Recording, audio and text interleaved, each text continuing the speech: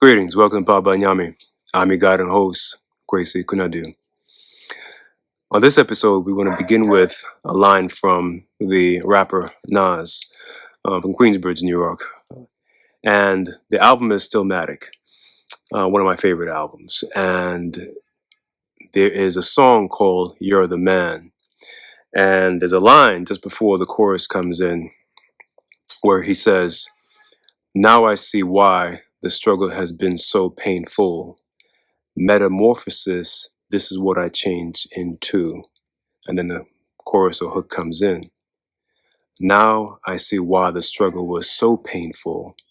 Metamorphosis, this is what I changed to." And there's something in those lines that I'm going to tease out to frame, our conversation today about pain, hurt, suffering, and the heart and the soul. And the heart and soul will be our spine. It will be what holds this conversation together. It will run through the course of this episode. So I want you to keep that in mind. Now, there's a difference, as my wife has taught me, or clarified for me, between pain and hurt. You see, pain affects the body. It gives our central nervous system, our muscles, and it gives the nerves a sensation that we register in our minds as pain, as a strong discomfort, right? And so pain is something that eats away and attacks our bodies. Hurt is a little different in that pain may hurt, but hurt doesn't have much to do with pain or bodily pain. You see, hurt can occur at different levels, at different registers. If you've ever been heartbroken before, that's hurt. Not pain, that's hurt. Why is it hurt and how is it hurt? Because where we feel it, where we register it, it hits it deep inside of our core, our heart, which, as you know from many of our episodes, is the locus of the location for our soul. It's the bodily metaphor for our soul, that is the heart, right? And so if you follow my logic here, there's a key distinction, a qualitative distinction between hurt and pain. They are not the same. Pain is about bodily reaction and response to discomfort and all kinds of stimuli that we find unpleasant. Hurt can be long-lasting. Hurt can be years. It can be intergenerational, many generations. That hurt will still be there. Pain will subside. Take a few aspirins, drink some herbal tea, take a nap, the pain will go away. Hurt, my friends, is a different kind of creature. And there is no human life or existence without hurt. There's something very important here for all of us. Now I see why the struggle has been so painful. Metamorphosis, this is what I changed to. Now, I'm going to say something else to you that may seem equally strange, new, fascinating, or I knew that, which is that not only is there a key distinction between pain and hurt, but that hurt, we need it, we have to have it, and here, check this out. It is through hurt that we heal. And you try scratching your head and go, huh? What do you mean I need hurt in order to heal? Follow me, please. Now I see why the struggle has been so painful. That's a reflection. This is after the struggle, or at least what the person considers to be the mountain they had to climb in terms of where they are in their life at that moment where those lyrics are penned and they come out of his mouth and they hit the record or the CD or streaming service, whatever you want to call it. Now I see why the struggle has been so painful. That's a reflective thought. This is after the pain. This is post-pain. This is post-hurt. Now, he's talking about pain. What I think he's really talking about is hurt. because hurt lasts much longer. Hurt is something that you reflect on. If you lick your toe or you hit your knee or any other part of the body and it stings in that moment, I mean, you want to grab something and you want to, that pain will subside and will go away. It wouldn't cause the kind of reflection in those lyrics. He's talking about hurt. And that's why I need to distinguish the two, kind of separate them out for us, right? So to clear the weeds. That hurt, we need to go through it. We need to struggle. We need to suffer. And here's two reasons why. The first reason why we need to hurt and suffer. A, we need to have perspective. You see, younger artists, whether they are musicians, athletes, and others, comedians, let's take musicians and comedians. Younger comedians and musicians, they may get your attention because they may have something very, sharp or something very witty that they may say to get your attention at first, but that doesn't last long. That doesn't build a career. You can't build a career on those momentary, moments of wit and cleverness, right? Now, think about older artists, musicians that is, and comedians. The older comedians, their material is what is based on reflection, is based on hurt and pain. So think of, for example, about, let's say, Chris Rock's recent specials, right? Where he's talking about marriage and divorce and his daughters.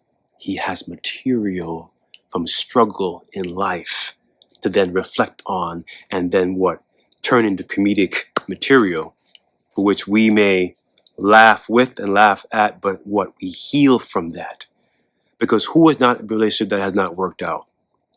Who has not had children, especially girl children, that they're worried about the world collapsing in on them? True, we have boys too, but girls are a little bit different because these are future mothers, right? And only women can be mothers, right? Men can't be mothers. And so it's a different kind of concern and worry of the heart that you have when you are a father for daughters.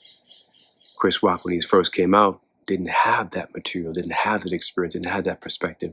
He didn't have that hurt. Now, I'm not saying you have to be divorced to have hurt. Don't get me wrong.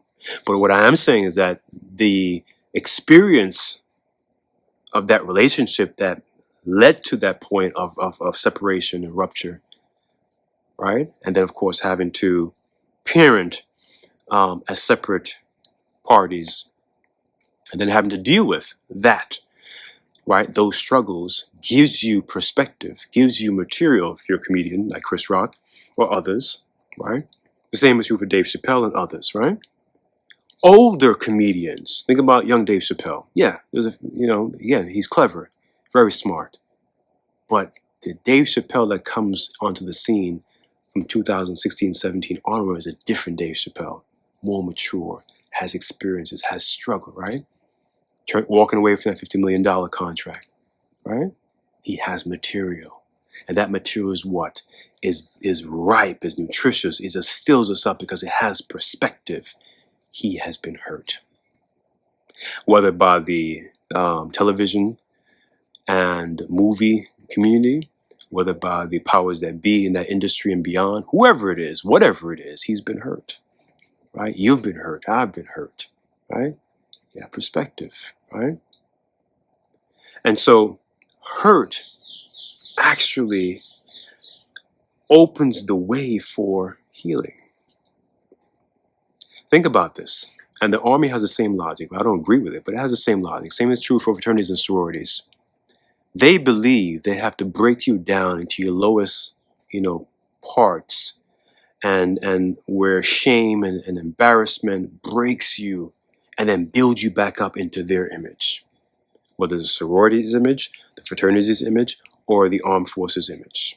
Same logic. They believe that hurt, getting you to hurt the lowest point, and building you back up, right, makes you into a new kind of person. I don't agree with that because obviously the tactics, it's artificial to force someone to become into an image that, may not fit them. So the hurt that I'm talking about is life experiences that are put in your way. And I hear people all the time say, well, they curse, they have, very ill things to say against, whether their ancestry, and of course, ultimately to God, why'd you do this? Why you made me suffer? And what they fail to realize is that the Almighty has made it very clear, at least to me, that we cannot sit with the Almighty, that is, be in that community, that company, right, of souls, of blessed souls, right? Not the lost souls, not the demonic souls or forces that have no souls, but those blessed souls, right? Unless, right, you have what? Been hurt and made your way through that hurt and become healed and whole. Think about it. Do you want to ride with somebody who has not been through any struggle with you, or somebody that has struggled with you? Yes, somebody who struggled with you.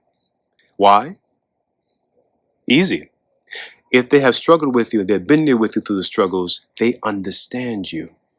And what's more important than someone that loves you, someone who understands you? Because someone who understands you can truly love you. People say they love you all the time. Children, spouses, girlfriends, boyfriends, partners, you name it, associates, friends. They say, yeah, I love you, parents, and so on. But oftentimes, that's more like a, sort of a conscious reaction, conscious response. And they think is what to say, like they say good morning, when they really don't mean good morning. But people that understand you can truly love you. How do they understand you? They've struggled with you. They've been hurt with you, right? And so my brother and I, I'll leave him nameless, we've been through a lot together, right? We've been through the group homes. We've been separated by child services. We have slept in the offices of child services, Manhattan. We have been to 3 or 4 different group homes. We have been, in through foster care. We have been wards of the state of New York. We have been through a lot. We've been through the fire of our home in Jamaica. We've been through so much. We've lost our sister. We've lost our grandfather. We lost our favorite uncle. We've been through so much. We have struggled. We have hurt many full times. And so he understands me and I understand him, which means he has the capacity to really love me, right? And so it is from that hurt and those hurtings that we can actually heal. And you may think, well, why do I need to hurt in order to heal? Because the same is true for why we human beings have to be sick in the first place. We have to be sick in order to what? For our immune system to build up the right amount of resistance to deal with what? Life for the long haul. The same is true for our teeth. We get our adult teeth between ages, let's say 5 and 6, maybe 7, and to about 11 or 12, right? Those are the teeth for life. All those baby teeth are gone by 11, 12. Those too have to what? Rupture and be gone. And new teeth have to come in, and they're painful when they come in. Ask any child, right? That's hurt. So the healing has to come through the hurt. The same way we have to get sick when we're younger, when we're infants, when we're toddlers, when we're babies, when we're, young children. So our immune system can build up our resistance for what? The long journey. This is why, again, we have to be hurt. We have to struggle and go through struggle and suffer in order to what? To heal. So we can be built for what? The long haul. Now you might think, what's the long haul? Well, I'm going to remind you of, something from ancient Egypt or Kemet cosmology. And this is in their writings, right? Either on papyri or the walls of the temples, where there's a very well-known scene about what happens to us, and many African cosmologies, indigenous ones, have this in some shape or form. Their common people have it, other people have it as well, where in ancient Egypt, there's the idea simply that, your soul, right? That is the soul and the spirit of you. The soul, the spirit is a shadow. The soul is the heart, the core of you, who you really are, has to journey, in what these scholars call the underworld. I would simply say that it's a journey to go back home. And as they journey, there are trials, right? They don't stop. And as they get to a point, they're judged. And, the heart, remember the heart. I told you this would be the spine of this episode. The heart of the soul is weighed against a feather, right? These are the scales of Ma'at. And so Ma'at, of course, is the divinity that we associate with justice, righteousness, balance, order, etc. And so the scales, on one side is the heart, the soul, weighed against a feather. If your heart is as light as a feather, then you proceed on and go home, as we say, back to the village. You're among those golden, blessed souls, right? That get to go home. And your reward, of course, is what? You live in perpetuity, right? If your heart is heavier than that feather, you go somewhere else. And in most accounts, your heart or soul is devoured by some, creature that devours your heart, right? On what they call on the dark world, right? There's the world of light. You go home, the world of darkness. You get devoured, and that becomes your fate, right? Among the Khan, there's similar ideas that at temporal, that is a human death, that our spirit, goes somewhere, our soul goes somewhere. Same is true in nature. Our again, that soul, that heart, right, is judged, right, and you'll be asked, what did you learn when you go back home? And based on your response, there is a record keeper there that has written down everything you have said, done while you're on earth. And everything will be played back to you. So it's impossible to lie. And you'll be granted a moment of memory to remember these things. Because you can't, when you leave here, you don't have any memory. But you'll be granted that for that moment, right? So whether it's ancient Egypt or the Khan or other cosmologies, there is, in this cosmology, these moments of judgment. Judging what? The heart and soul. This is exactly why the heart has to be hurt, to build up itself, its immune system, its reservoir, its resistance for this world.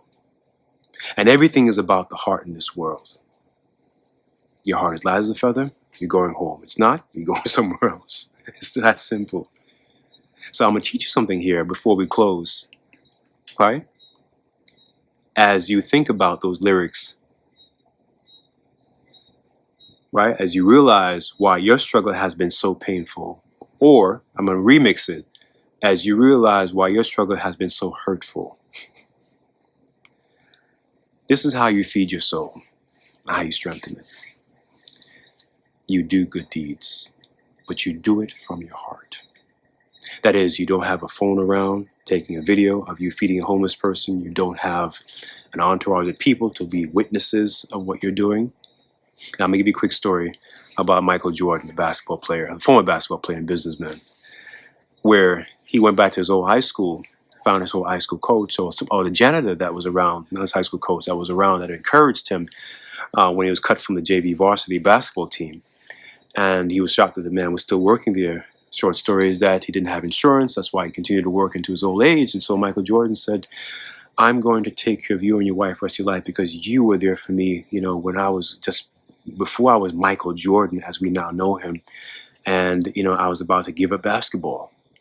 And so he got a new house built for the couple, make sure they're good rest of life. But what Michael Jordan did that's so important, he told his people that make sure the cameras are not around and this does not hit the news.